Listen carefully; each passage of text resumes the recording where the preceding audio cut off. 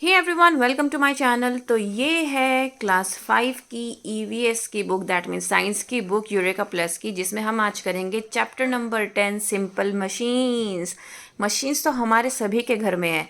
अब कोई गिन सकता है कि आपके घर में कितनी मशीन्स है? एक है आपकी वॉशिंग मशीन, एक है आपके फ्रिज, एक है आपका ग्राइंडर जिसमें मम्मा क्या करती है, मिक्सी जिसको हम कहते हैं, जिसमें मसाले पीसते हैं। देन एक है आपकी गीज़र जो आपकी बाथरूम्स में लगा होता है, राइट?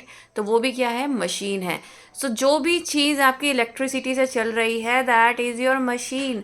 अब आप ये सोचो कि आपके घर में प्रेस है, आयरन जिससे आप कपड़े प्रेस करते हो, that is also a machine.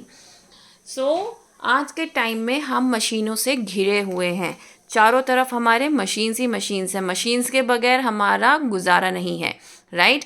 पहले टाइम में क्या होता था? पहले मशीन्स नहीं होती थी, वहाँ पर पहले लेबर वर्क होता था। लेबर वर्क मीन्स लोग खुद से काम करते थे वहाँ पर। लोग इसीलिए पहले ज़्यादा मतलब एम्प्लॉयमेंट ज़्यादा था। अब क्या है? अब एम्प्लॉयमेंट है ही नहीं, किसी भी तरह लोगों को जॉब नहीं मिलती है। जॉब के लिए लोग धक्के खाते हैं, राइट? पहले क्या था? जॉब्स ही जॉब्स थी, क्योंकि मशीनें नहीं थी तो सभी लोग हाथ से काम करते थे। इवन कपड़े की बुनाई तक हाथ से होती थी। आज के टाइम में क्या है? मशीन्स लगा दी गई हैं बड़ी बड़ी, जिसकी वजह से वहाँ पर किसी भी इंसान की ज़रूरत नहीं पड़ती जैसे कि पहले पड़ती थी। अब सिर्फ एक इंसान सारी मशीन्स को चला सकता है, मशीन्स को ऑन करना होता है और वो वीविंग का प्रोसेस स्टार्ट कर देती है मशीन्स। सो दैट्स हाउ हमारी जो क्लोथिंग है वो रेडी होती है, जो क्लोथ्स हैं वो रेडी होते हैं। तो ये तो हुई बात मशीन्स की। अब हम इस चैप्टर में पढ़ लेते हैं कि हम इसमें पढ़ने क्या वाले हैं। सो हमने देखा कि did the notebook move when you pushed it? क्या जब आपने इसको पुश किया नोटबुक को तभी मूव हुई? बिल्कुल। Did you move the notebook by pulling it towards you? Yes, मैंने अपनी तरफ भी खींचा तब हुई। अगर मैं ऐसे धक्का दूंगी तो ये आगे हो जाएगी। Then can you move the bench with your classmates sitting on it? क्या आपने अपने कुछ फ्रेंड्स को क्या किया? बेंच पर बिठा दिया और फिर उसको सरकाने की कोशिश की। क्या वो सरक जाएगी? बिल्कुल नहीं, क्योंकि आपके क्लासमेट्स का जो वेट है ना, वो इतना ज़्यादा हो जाएगा कि आपसे सरकाया नहीं जाएगा वो table, right? Why do you think you will और will not be able to move the bench? क्या रीज़न है कि आप उस बेंच को नहीं हिला पाएंगे? रीज़न ये है कि उसके ऊपर जो वेट है वो बहुत ज़्यादा है, लोड जो है वो बहुत ज़्यादा है, जिसकी वजह से मूवमेंट ईजी नहीं है। अगर हम वेट कम कर देंगे तो ईजी मूवमेंट होना पॉसिबल हो जाएगा। दैट मीन्स पुश और पुल क्या कहलाता है? फोर्स कहलाता है। अगर मैं किसी चीज़ को धक्का दे रही हूँ या फिर घसीट रही हूँ तो वो क्या कहलाता है? वो हमारा फोर्स कहलाता है। Then force can move an object, stop a moving object और change the direction of a moving object। अब फोर्स कुछ भी हो सकता है, एक मूविंग ऑब्जेक्ट भी हो सकता है, या फिर मैंने एकदम इसको रोक दिया चलते चलते तो भी हो सकता है, या फिर इसकी मैंने डायरेक्शन चेंज कर दी तो भी क्या ये है? ये फोर्स है, ठीक है। Now when ever force is applied energy is use. जब भी फोर्स अप्लाई किया जाता है तो उसमें एनर्जी यूज होती है। एनर्जी का मतलब क्या होता है? एनर्जी का मतलब होता है वो एबिलिटी जिससे आप काम कर सकते हो। Ability to do work is your energy, ठीक है। तो जब भी हम कोई काम करते हैं तो उसमें हमारी क्या लगती है? एनर्जी लगती है। अगर मैं इस बुक को ऐसे मूव कर रही हूँ तो इसका मतलब मेरी एनर्जी लग रही है। अगर मैं इसको खींच रही हूँ तो मेरी एनर्जी लग रही है। मैं आपको समझा रही हूँ तो भी एनर्जी लग रही है। तो एनर्जी क्या है? कोई भी काम हम करते हैं तो उसमें क्या होता है? एनर्जी लगती है। जैसे यहाँ पर एग्जाम्पल्स दे रखा है कि एक बेबी जो है क्या कर रहा है? कार्ट को मूव कर रहा है, तो दैट मीन्स यहाँ पर भी एनर्जी लग रही है। एक क्रिकेटर क्या कर रहा है? बॉल से हिट कर रहा है बैट को, दैट मीन्स यहाँ पर भी एनर्जी लग रही है। देन यहाँ पर टेनिस प्लेयर या बैडमिंटन खेल रहा है एक बंदा, तो यहाँ पर भी क्या हो रही है? एनर्जी लग रही है। When is work done? कब हम कहेंगे कि वर्क डन हो गया है? Work is done when an object moves by applying force. Work done वो कहलाता है जब कोई ऑब्जेक्ट मूव करता है किसी फोर्स के अप्लाई करने के बाद। मतलब ये है, अगर ये बुक रखी है तो that is not the work done until and unless मैं इसको मूव नहीं कर रही हूँ। अब मैंने इसको मूव किया, दैट मीन्स ये क्या था? ये क्या है? वर्क डन, ठीक है। व्हेन यू रन और वॉक, जब आप चलते हो या फिर भागते हो या मूव करते हो तो क्या कर रहे हो? काम कर रहे हो आप। ठीक है, दैट मीन्स आपका उठना बैठना सेम प्लेस पर, तो वो काम नहीं कहलाता है। जब आप चलोगे, भागोगे, दौड़ोगे, मूव करोगे, रन करोगे, तभी आपका वो काम कहलाता है। अगर आप एक ही जगह पे उठना बैठना कर रहे हो तो that means you are not doing any work.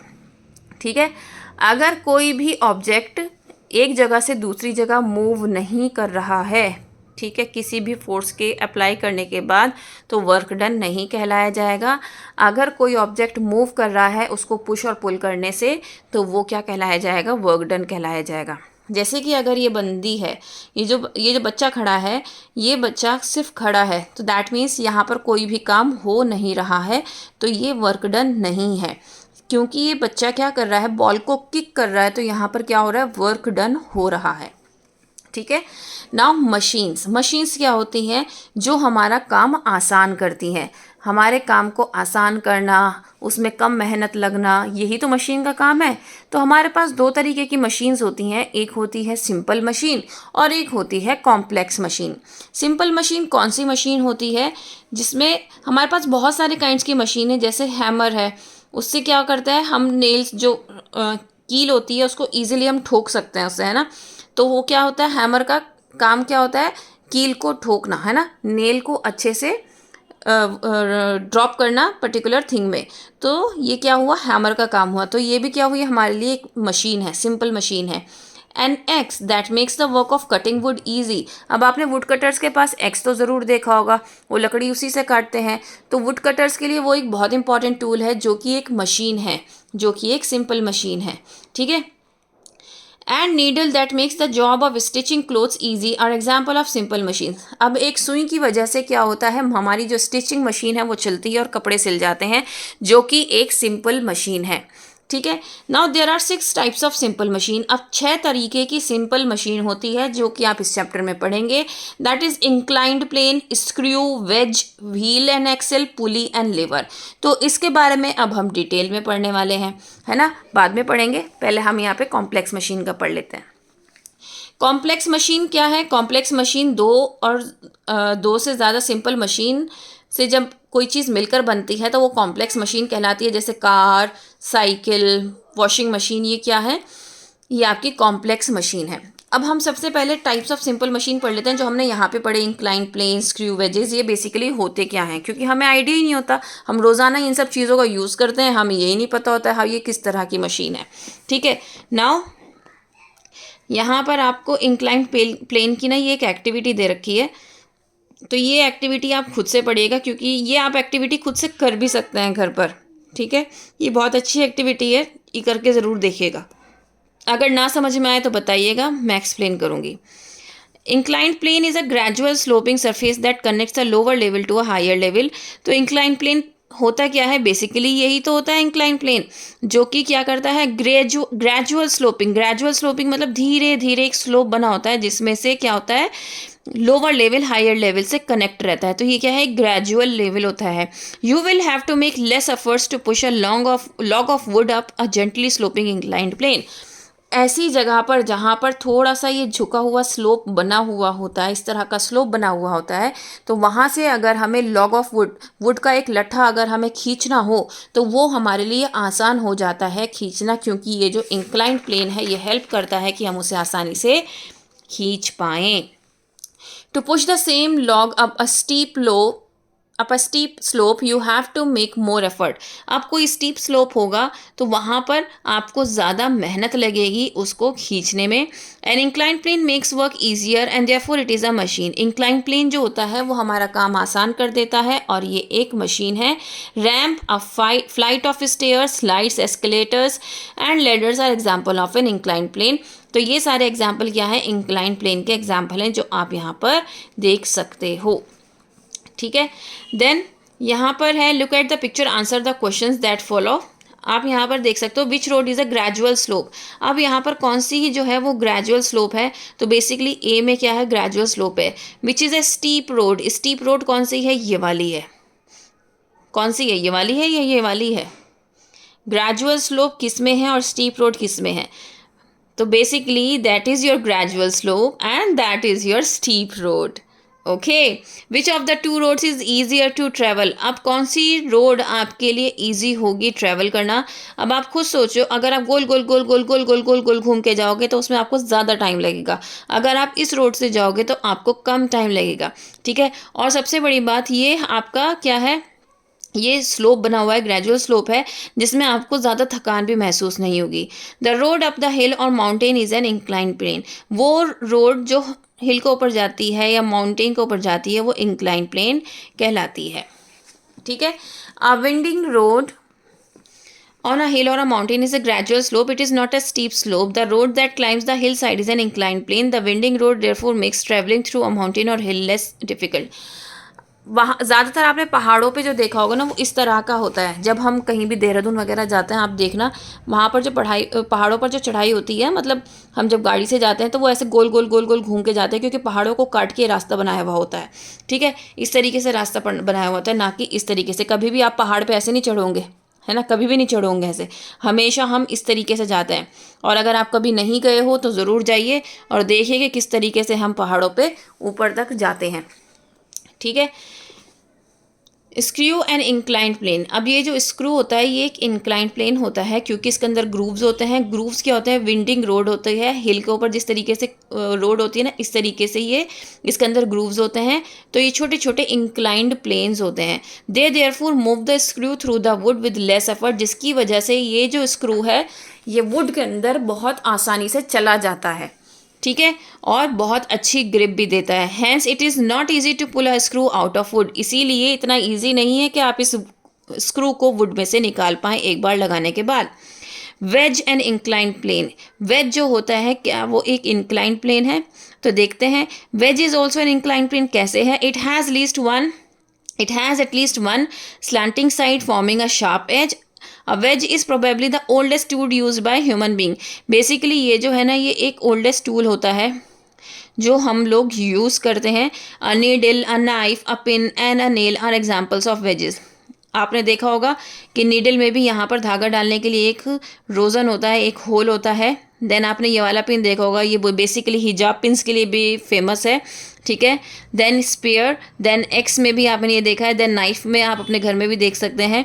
तो ये क्या है, ये आपके सामने बहुत सारे एग्जाम्पल हैं इंक्लाइन प्लेन के जो हम ओल्डन डेज से यूज़ करते आ रहे हैं, और एक ये वेज का एग्जाम्पल है। ठीक है, इन सभी टूल्स के शार्प स्लेंटिंग एजेस होते हैं जो कि इंक्लाइंड प्लेन्स में होते हैं। अब व्हील एंड एक्सेल की बात कर लेते हैं, जो कि एक बहुत पुराना इन्वेंशन भी है, राइट। व्हील एंड एक्सेल दोनों मिलाकर क्या करते हैं, एक सिंपल मशीन बनाते हैं। ठीक है, a rod attach to the centre of a wheel is called an axle. ये जो रॉड होती है, ये जो व्हील के बीच से निकलती है, इसको हम एक्सल कहते हैं। ठीक है, और दोनों को मिला के, व्हील एंड एक्सल को मिलाकर ये क्या होता है, ये व्हील एंड एक्सल एक सिंपल मशीन कहलाई जाती है। The wheel and axle move together, one move the other, ये एक दूसरे के साथ ही काम करते हैं। विदाउट एक्सल व्हील भी नहीं चलेगी।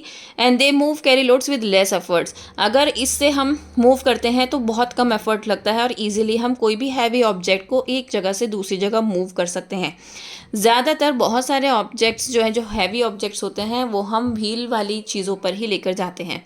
ठीक है, व्हील एक्सेल जो है ये हमारे फ़ैन का भी पार्ट है, मिक्सर ग्राइंडर में भी यूज़ होता है, वॉशिंग मशीन में भी यूज़ होता है, स्टीयरिंग व्हील में भी यूज़ होता है, कार और बस के। Screwdriver as a knob of tap भी यूज़ किया जाता है wheel and axle. And most complex machines have wheel and axle as one of their parts. तो इस तरीके से हम बहुत जगह पर व्हील एंड एक्सेल को यूज़ करते हैं। कार्स में भी यूज़ करते हैं, कार्स, बसेज में। देन उसके बाद आप टैप खोलते बंद करते हो तो उसके नॉब में भी क्या है, व्हील एंड एक्सेल यूज़ किया जाता है। देन नेक्स्ट बात करते हैं पुली की। तो पुली क्या है, एक ग्रूव्ड व्हील विद अ रोप और अ केबल। आपने देखा होगा इस तरीके का, अगर आपने कभी कुआं देखा हो, कुएं में से जब पहले पानी निकाला जाता तो इस तरीके का क्या होता था, एक ग्रूव व्हील होता था, वो लगा होता था, और इसको फिर ऐसे खींच कर पानी निकाला जाता था। ये हिस्सा जो होता था, यहाँ पर बकेट लगी होती थी, और जैसे ये कुआं है तो इसके अंदर ये लगा होता था। ठीक है, ये हम हिस्सा खींचते थे और बकेट भरी हुई बाहर आ जाती थी। ठीक है, तो ये क्या है, a pulley is grooved wheel with a rope or a cable around it. This simple machine changes the direction of force used. When the rope is pulled downwards, the load is lifted upwards. जब हम इस रस्सी को खींचेंगे तो ये load ऊपर आ जाएगा, जिसकी वजह से क्या होगा, ये इजी हो जाएगा कि हम इस पानी जो है आसानी से खींच सकें। ठीक है, सो मोस्ट कॉमन यूज़ जो होता है पुली का, वो वाटर निकालना होता है वेल से, जो कि मैंने अभी आपको बताया। जब when two pulleys are linked with the same cable around them, they help in lifting और lowering heavy loads with very little effort. जब मतलब दो पुलीज एक साथ लगी हुई होती हैं तो वो हेल्प करती हैं कि हम किसी भी हैवी चीज़ को लिफ्ट कर लें आसानी से, उसको पुल और पुश दोनों कर लें। ठीक है, A crane works on many pulleys and therefore can shift extremely heavy objects. तो क्रेन जो है वो भी एक पुली है जो हैवी ऑब्जेक्ट्स को इधर से उधर करने में हेल्प करता है। बेसिकली जब रोड का कंस्ट्रक्शन चलता है या होम्स का कंस्ट्रक्शन चलता है, जो बड़ी बिल्डिंग्स होती हैं, बेसिकली नॉट होम्स, जो बड़ी बिल्डिंग्स होती हैं उनके कंस्ट्रक्शन में क्रेन्स का बहुत ज़्यादा यूज़ रहता है। नाउ बात करते हैं लिवर्स की। When you use a spoon to open the lid of a container, the spoon works like a lever. जब आपने स्पून से अगर एक कंटेनर खोल रहे हो, शार्प ऑब्जेक्ट से हम खोलते हैं ना, तो ये क्या कर रहा है, लिवर का वर्क कर रही है spoon. Liver is a bar that can be moved about a fixed point called the fulcrum. तो लिवर क्या होता है, एक बार होता है जो एक फिक्स्ड पॉइंट से क्या करता है, मूव करता है, जिसको हम क्या कहते हैं, फुलक्रम कहते हैं। अब फुलक्रम के लिवर के 3 कंपोनेंट्स है जो कि मेन है, फुलक्रम, लोड और एफर्ट। फुलक्रम क्या होता है, जो कि लिवर को सपोर्ट करता है, वो वाला पार्ट। ठीक है, वाला पार्ट क्या है, फुलक्रम कहलाता है। तो आपके स्पून का जो आगे वाला हिस्सा है वो क्या है, वो फुलक्रम है, और यहाँ से आप एफर्ट लगा रहे हो। ठीक है, लोड क्या है, portion of the lever which bears the load, वो पोर्शन जहाँ पर लोड पड़ता है। एफर्ट मतलब जहाँ पर फोर्स अप्लाई किया जाता है, वो एफर्ट कहलाता है। तो 3 टाइप ऑफ लिवर हो गए हमारे पास, first lever, second lever, third lever. First lever कौन सा होता है, फर्स्ट लिवर में fulcrum is between the load and the effort. Fulcrum का होता है बीच में होता है, लोड और एफर्ट के बीच में। अगर ये इस पे लोड है और इतना हम एफर्ट लगा रहे हैं, तो ये जो बैलेंसिंग मशीन होती है, बेसिकली ये क्या है, एक फर्स्ट क्लास लिवर का एग्जाम्पल है। Then, when a spoon is used to open the lid of a tin, the spoon works like a first class lever. The lid of the tin is the load, the fulcrum is the rim of the tin, and the effort is made at the other end of the spoon. तो ये भी क्या है, आपका first class lever है। Pair of scissors, seesaw and a pair of pliers are example of first class lever. तो ये सारे क्या हैं, आपके एग्जाम्पल हैं फर्स्ट क्लास लीवर के। Then second class lever. Second class lever कौन से होते हैं, जहाँ पर लोड जो है फुलक्रम और एफर्ट के बीच में रहता है। दैट मीन्स लोड आपका बीच में है, इतना एफर्ट लगा रहे हो, इतना फुलक्रम है। ठीक है, तो example of second class lever is क्या है, bottle opener. Load is the cap of the bottle, the fulcrum support is at one end of the opener and the effort is made at the other end of the opener. तो यहाँ पर आप देख सकते हो किस तरीके से ये क्या है, आपका सेकेंड क्लास लीवर है। ठीक है, nutcracker, lemon squeezer, wheelbarrow are example of second class lever. Third class lever में क्या होता है, एफर्ट जो है फुलक्रम और लोड के बीच में रहता है। तो यहाँ पर आप देख सकते हो, इतना आप एफर्ट लगा रहे हो, इतना लोड है इसमें और इतना फुलक्रम है।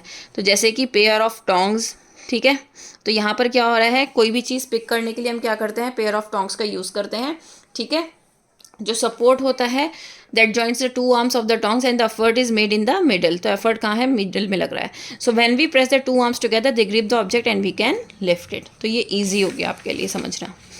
नाउ यहाँ पर आपको सिंपल मशीन्स और उसके डिस्क्रिप्शंस दिए हुए हैं कि कौन किस तरीके से वर्क करता है, जो कि बहुत ज़्यादा इंपॉर्टेंट है। ये हम ऑलरेडी सब समझ चुके हैं इस चैप्टर में, जस्ट आपको इसको देखना और अच्छे से पढ़ना है। देन हमारे पास यहाँ पर एक माइंड मैप आ जाता है, जो कि बहुत इंपॉर्टेंट है कि सिंपल मशीन में हमने क्या क्या पढ़ा, first class, third class, second class हमने सारे पढ़े। उसमें कितने ज़्यादा हमने किस किस के बारे में बात करी, इंक्लाइंड प्लेन की बात करी, व्हील एंड एक्सेल की बात करी, हर एक चीज़ का यहाँ पर पूरा एग्जाम्पल के साथ आपको गिवन है। तो ये आप ज़रूर पढ़िएगा। देन यहाँ पर आपके कुछ कीवर्ड्स गिवन हैं जिसकी डेफिनेशंस गिवन हैं। तो ये आपके लिए बहुत ज़्यादा इंपॉर्टेंट है। उम्मीद करती हूँ ये चैप्टर आपको समझ में आया होगा। अगर आया है तो please like share and subscribe. That's all. Thank you.